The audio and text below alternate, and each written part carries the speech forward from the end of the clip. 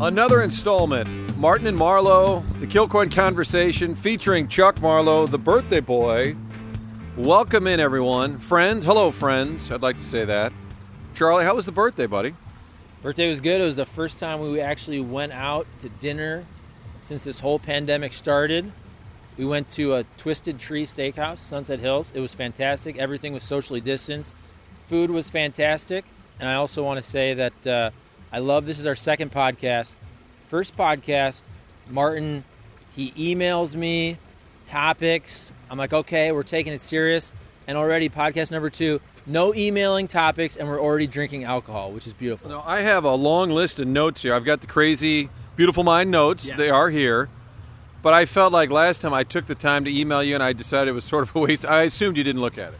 I actually did peruse it. I wouldn't say I studied up on the topics, but I did check the email, yes. How old does somebody get and they stop celebrating a birthday? Is there a number?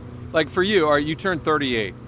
I remember turning 38, went out, had some fun. Nothing, it wasn't a big number or whatever, but your parents will still call you like you're a little kid, no matter how old you are. My mom will still, what are you doing for your birthday? And I'm like, Mom, I don't care anymore. Well, are we all going out? Sure, that's fine. Are you having a party? No, I don't. I'm not 7 anymore. Are yours less and less of a big deal? Absolutely. I think you obviously have your 21st birthday when you can legally drink. After that, you got to celebrate 30, you got to celebrate 40 every 10 years. But after 30, aren't they all the same? 35, 36, 37, 38, 39. Until I turn 40, I feel like nothing really changes. And even when I'm 40, I don't think I'll feel differently. It's just that 40 sounds different. It sounds older. Like when you were a young person, 40 felt really old. And now as I approach 40, it doesn't feel that old at all. The worst advice I got, my buddy Chris Erker, when I turned 40, and a lot of my friends are older than me, so I was always the young guy. So when I turned 40, it was like a big deal to them. And Chris said, do you realize now you're closer to 60 than 16? And I go, well, shit, that's really depressing. Think about that. Now that's going to sit in your brain for a while.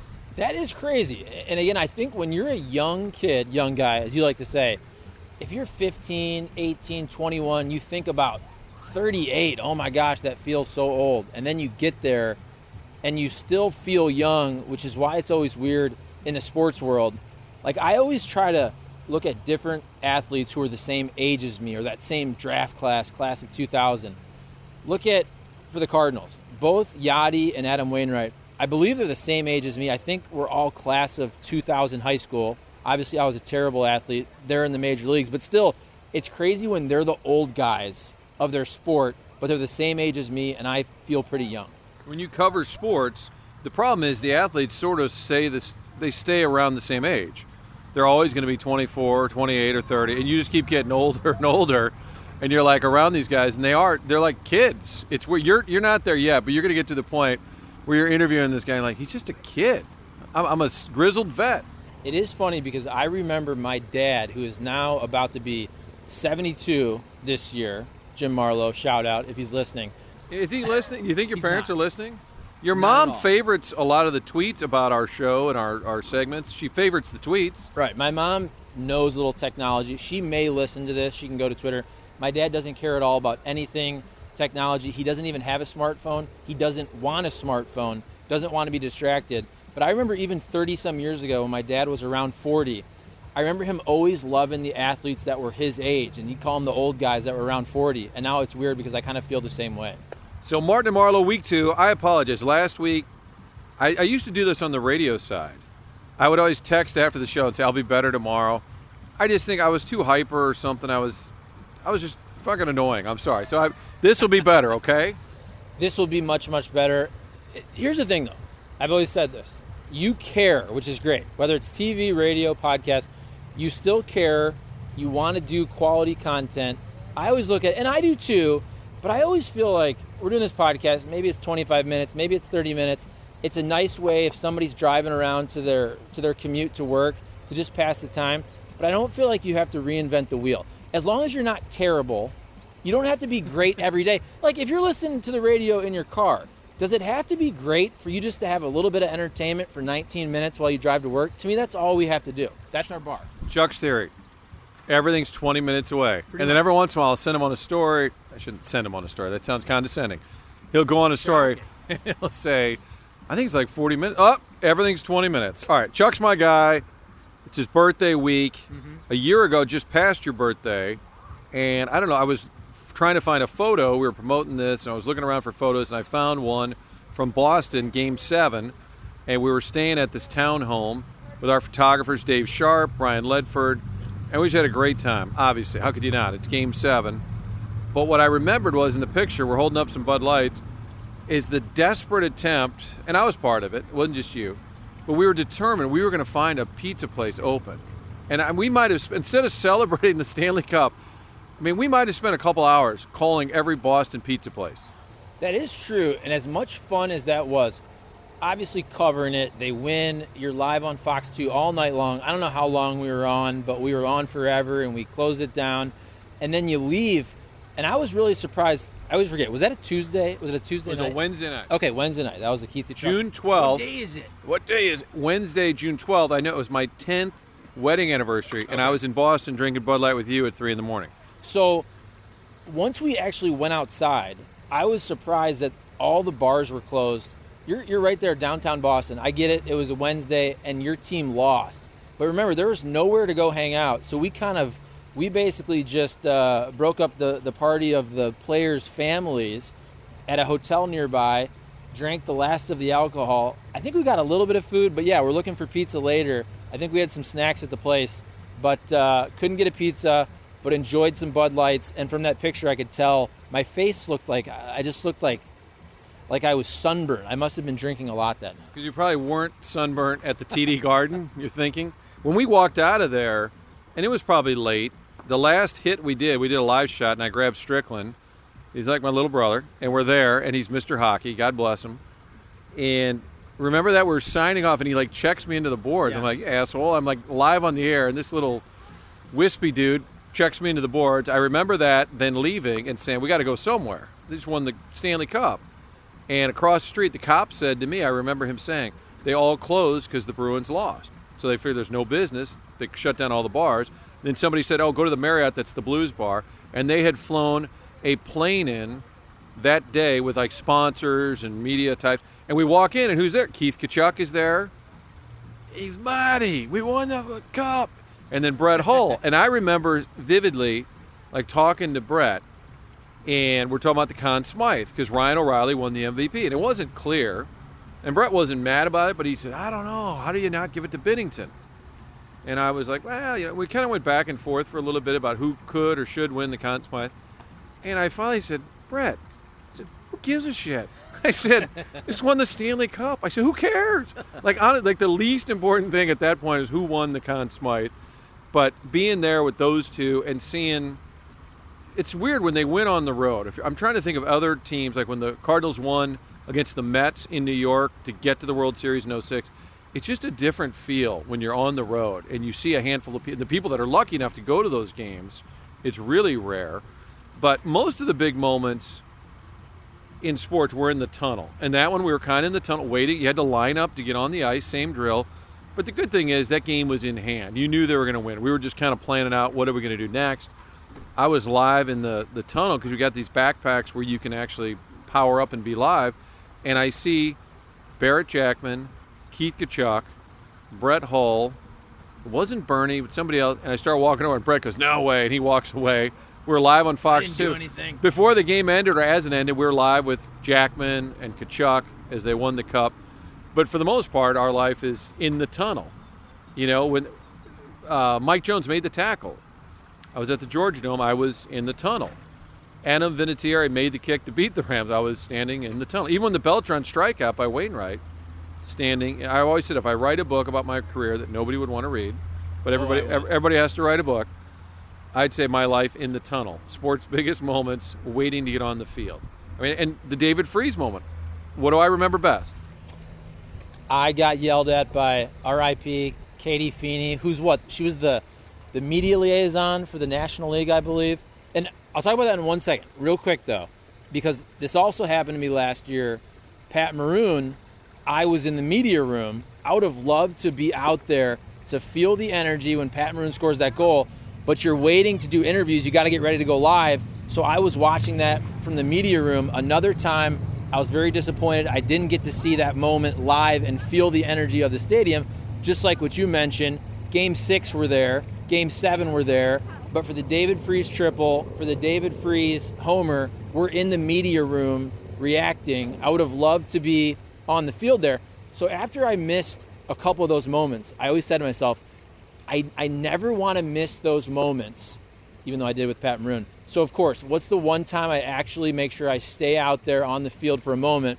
It was Michael Wacha versus Travis Ishikawa in San Francisco. And I'm thinking to myself, I am not going to miss the end of this game. And that's when I see Ishikawa go yard to win that game. That obviously didn't go the Cardinals' way. Great decision, Chuck. Great decision. But I'm not complaining. It's great to have been at all of these events. And the Blues thing, and it is the anniversary coming up, and we had a great time. I mean, you were there for Game 7. Dave Sharp, our photographer, who's like the best photographer on the planet. I mean, that's like a fact. Got to cover this with him because he's a total hockey nut. It was great by Fox 2 to send him. It made sense. So I felt like he and I were in Boston for like a month. And my wife, Kim, is not a big sports fan. So we go to Boston, and they lose the first night. She goes, is it over? And I said, well, no, they got Game 2. And she said, where's that game? I said, it's back here in Boston. So then they come home, and then they get obliterated in Game 3. She goes, now is it over? And I said, no. So then we go back to Boston, win that Game 5, and she's like, oh, they won. I said, well, no, it's not over yet. I mean, 3 trips to Boston, back and forth, but being there with Sharp, you, Ledford, I'll never forget that. Even though we couldn't find any pizza, but we were staying in Charlestown. And sometimes when the station will say, we're going to find a place, we'll go on VRBO or whatever, and you're like, oh, God, they're kind of cheaping out. But the condo idea was great. I mean, it was a perfect spot. You could hop into an Uber, you're at the TD. The first 2 games, we stayed on a boat, which I was like, what? On a boat? But it had we had our own bathroom, our own bedroom. It was almost walking distance to TD Garden. It was a great live shot. So at first it sounded kind of stupid. And then we got there, I'm like, that's actually pretty cool. So many different Boston memories. But what I think as a Blues fan, they always were like Charlie Brown. There was always bad luck. It was always something happened against the Blues. And Grant Fuhr got run over by Kiprio. Something always, just terrible luck. But you have Craig Berube, who gives the infamous speech. It basically says, F it. We're not taking any bleep from anyone, and I don't know why I'm editing myself now, since I've already been swearing. But the other one was the day before Game 7. I think that's when it was, when the Zamboni guy doesn't clear the ice. And I had just stepped into, like, the concourse or something, and I missed it. I came back, and Frank Cusimano is like, Marty, you missed it. And I'm like, what? He goes, Army just went off. And it wasn't a huge deal, but, like, teams are so regimented. Like, they do everything by the clock. When are we on the ice? When are we off the ice? When's the locker room open? When's the media? All this stuff back and forth. And when the Zamboni guy was kind of like dorking around, Army gets on him. And the famous line was the guy said, well, who are you? And he goes, I'm the goddamn or the fucking manager of the St. Louis Blues. And like stormed off. And then he felt bad later. But I was like, they needed that. The Blues always got kind of the short end of the stick. Oh, so sorry. The other team kind of ran you over. Oh, well.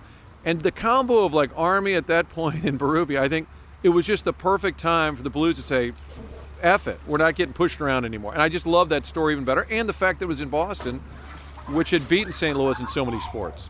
Right, and it was always, the moniker was same old Blues. And I moved here in 2008, so I don't know all the history, but I was here long enough that you had those moments where it seemed like something always went wrong against the Blues and they couldn't overcome it.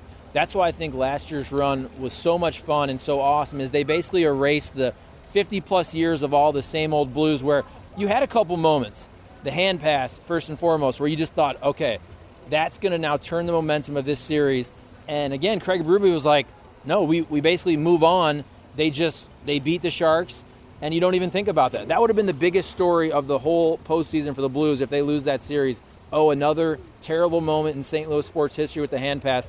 They moved right past it. Craig Berube led them, and they go on to win the Stanley Cup. Same with Game 6. They had the opportunity. Everybody's saying, okay, they can win the Stanley Cup at home. They lose that game. Oh, same old Blues. You're going to go to Boston. You're going to lose Game 7. And they beat Boston pretty easily for a Game 7. I mean, think about the tension usually of a Game 7. There really wasn't that much in that one. The Blues handled them almost from the get-go. Yeah, the goal at the end of the first period, when it was 2-zip, I think there were some Boston people who were even leaving. They were just like, that's it. Tuca can't win the big game. And you're like, I can't believe it. It's actually going to happen. And hard to believe that was a year ago. Martin and Marlow, make sure you subscribe. We're going to get this eventually. It'll be on Google and iTunes and all your typical podcast platforms. Right now we're on Anchor.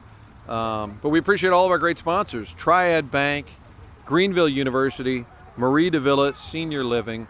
And you were at Corner Butcher today. Corner Butcher in Fenton. I love that spot. $20.99. Bentley Plaza Drive. They got it all set up for the social distancing. You get in there and everything's taken care of for you. They have the great take-home dishes. We love the Italian beef. Got a couple of those. I got a pork shoulder. I always love the fillets there. They have a lunch counter. Mike Diffley and his family runs it. Family owned and operated. Fantastic spot. Corner Butcher, $20.99, Bentley Plaza Drive in beautiful Fenton, Missouri. Been going there about 3 years. Their meat is choice. You can also email the show, martinandmarlow@gmail.com. martinandmarlow@gmail.com. And again, Triad Bank, they're on the web at triadbanking.com. Jim Regnan and his team helping a lot of small businesses get through this tough time. That's the kind of personal service you can expect at Triad Bank. And our friends at Marie de Villa Senior Living now offering a virtual tour. Your folks, your relatives are getting older and you'd like to look into senior living, quality senior living at the corner of Weidman and Clayton Road. Take that virtual tour online. And greenville.edu for more information about this great institution just up the road. We're actually at my nephew Brendan's birthday party.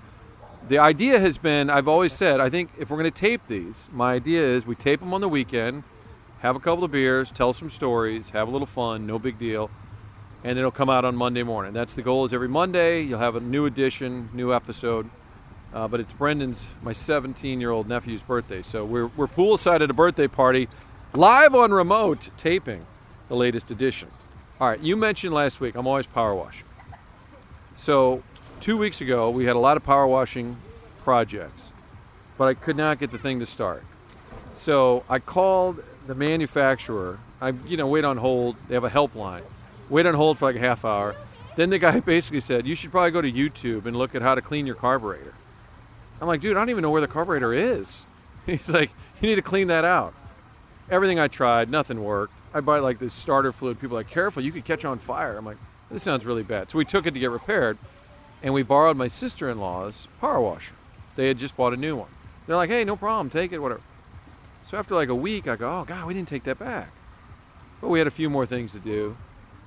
So it got to be about 2 weeks. And I kept saying to my wife, I think we got to get that back. God, they got to be, we're like, well, we got to do that one little area. And then I got the text from her sister saying, hey, we got a couple things. Is there any chance? And then I felt like a total piece of shit. I'm like, what is the window? And who can borrow? Like if your neighbor says, hey, Charlie, can I borrow your snowblower? Like, I don't know. I don't want you to break it. Can I borrow your lawnmower? Yeah, but for how long? When are you bringing it back? I mean, and we've got a dog. Willow the dog is making an appearance. That's not my dog Sully. That's Willow making an appearance. Don't forget to go by your favorite spot. Oh, how about that? Kennelwood Pet Resorts. They just opened up all of their locations.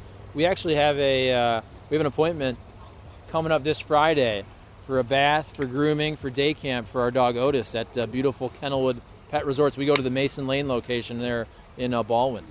So borrowing things, do you do that ever? Like if Jess's dad has something you need, like a saw or a drill or whatever, it's fine. It's within the family. But is there a window? Like when I was a kid, growing up Catholic, you go to confession. And when you say, oh, I did this, they had like this magical chart. They'd say, okay, do 10 Hail Marys, do 5 Our Fathers. They just kind of rattle it off. And I kind of feel that way, like, okay, what is it? Is it a power washer? Yeah, 2 days probably. Lawnmower, probably keep it a day. Like a chainsaw, you can keep that a little longer. They probably don't need it. Like there's this imaginary scale in my head, but I think we crossed the line with 2 weeks on the power washer. The fact, though, that it's family, I think that's different. If it's family or if it's a really close friend, we're just, hey, give me my effing power washer back. Or if it's different, if it's kind of one of those neighbors where you don't have the greatest relationship with or you're not that close with, where you don't want to have to get that text. But as you bring that up, and first of all, I don't really feel like I borrow almost anything.